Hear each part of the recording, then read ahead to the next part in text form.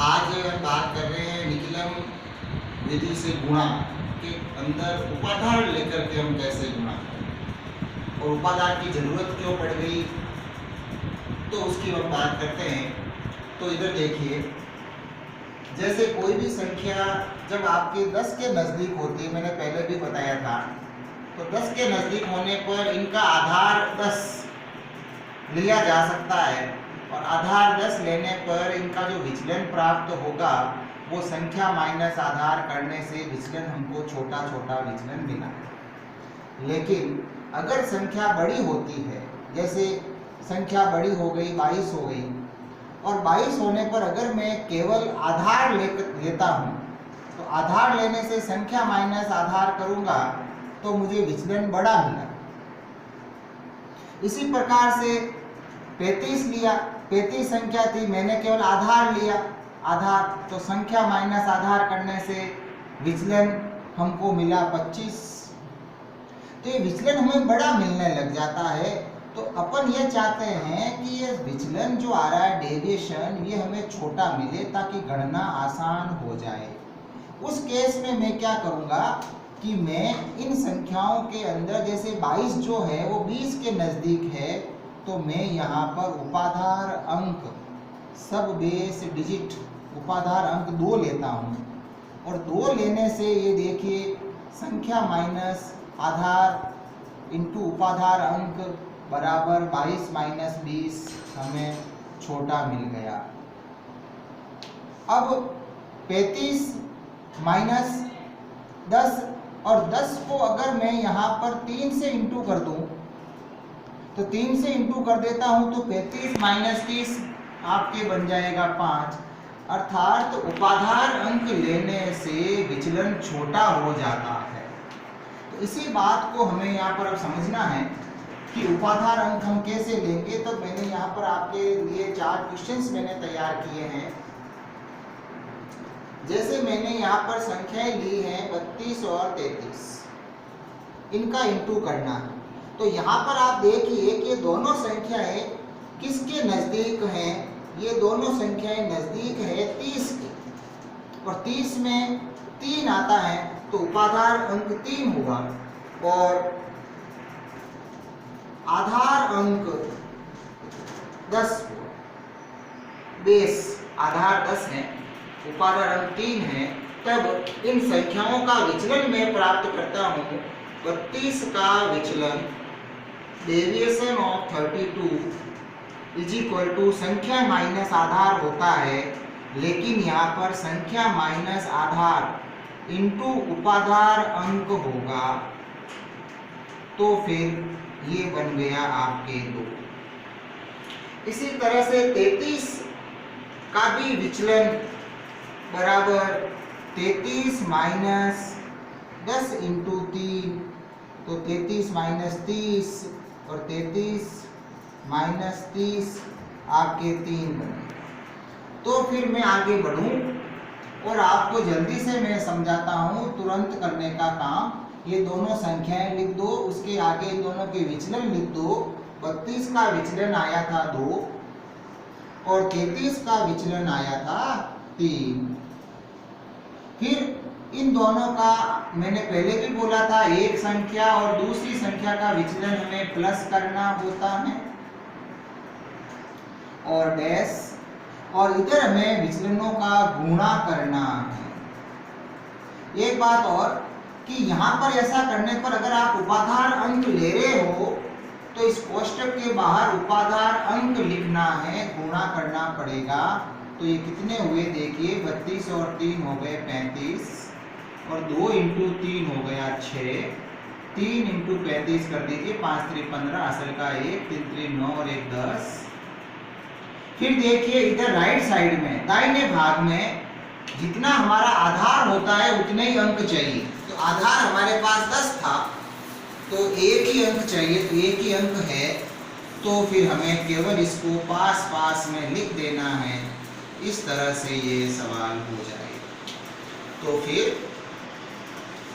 कोई एक संख्या में दूसरी संख्या का विचलन डेविएशन ऐड करना है, फिर इंटू करना है उपाधार अंक से, सब बेस डिजिट कहते हैं इसको, और इंटू करने के बाद जो संख्या आती है उसके पास में इसको लिख देना है। और लिखना तभी है जब आप देख लो कि आधार में जितने शून्य हैं, जैसे आधार में यहाँ पर एक ही शून्य है 0, तो ये एक ही अंक इधर होना चाहिए, तो दोनों को पास पास लिखने से आंसर आ जाएगा। इसी तरह से अगर मैं एक क्वेश्चन आपके सामने और लेता हूं जिसमें 3 अंक हम लेते हैं, जैसे 206 इंटू 212।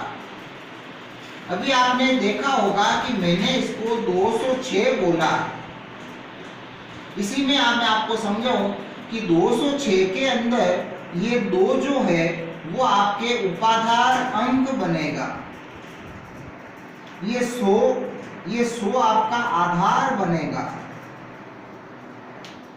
तो फिर 206 का विचलन क्या आएगा सर? मैं विचलन को आपके इधर निकालना सिखा रहा हूं, संख्या माइनस आधार इंटू उपाधार अंक, और फिर आ रहा नीचे 212 का विचलन क्या होगा, डेविएशन क्या होगा, तो 212 माइनस उपाधार अंक इंटू आधार।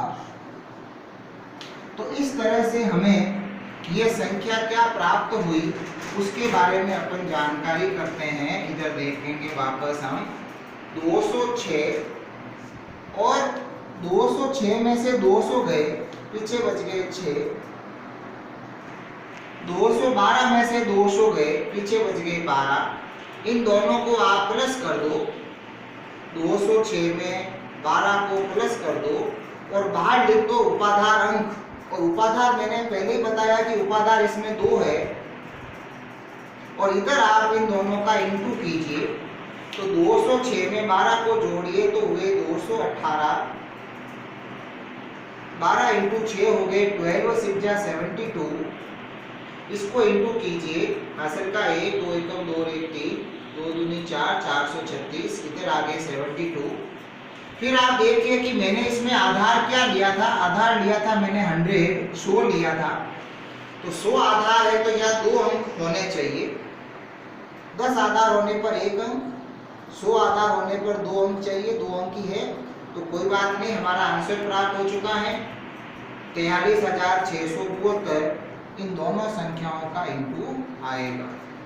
एक क्वेश्चन अपन और देखेंगे जिसमें आप देख भी रहे हो कि मैंने यहाँ पर लिखा भी है कि 502 को 507 से इंटू करना है, तो हम कैसे जल्दी से कर सकते हैं उसके बारे में देखिए।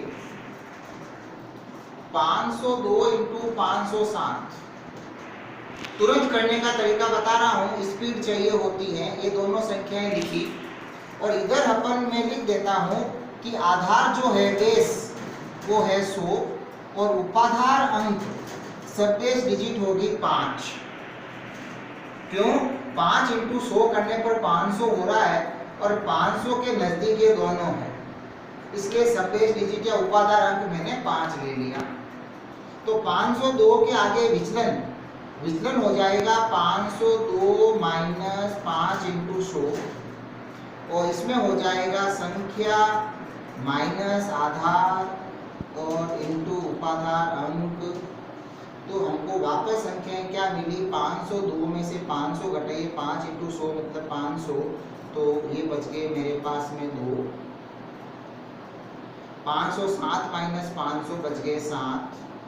इन दोनों की प्लस कीजिए, तो 502 में 7 को जोड़ेंगे तो मैं सीधा लिख रहा हूँ 509, इंटू कीजिए उपाधार अंक से और इधर इन दोनों का इंटू कर दीजिए, तो ये इनका इंटू कीजिए, 9 5 जा 45, 5 5 जा 25, 7 दूनी 14, और आधार में चूंकि 2 जीरो थे तो 2 अंक आ रहे हैं, तो हमारा काम हो गया। इन दोनों संख्याओं का इंटू ये आएगा। तो इस प्रकार से आप देखिए कि जो भी संख्याएं आपके बड़ी होती हैं, जो 100 या 10 के नज़दीक नहीं होती है, उन संख्याओं में आप हमेशा उपाधार विधि को उपयोग में लीजिए। उपाधार लेने से सवाल क्वेश्चन है वो जल्दी सॉल्व हो जाता है। तो आज के वीडियो में जो हमने सीखा है वो सीखा है डिकिलम उपाधार विधि में हम 2 संख्याओं का गुणा कैसे करते हैं। अगले वीडियो में जब आएंगे तो अगले वीडियो में आपको बताऊंगा कि विकलम उपाधार के अंदर अगर 3 संख्याएं हो जाती हैं तो हम किस प्रकार से बात कर सकते हैं। जय हिंद, जय भारत।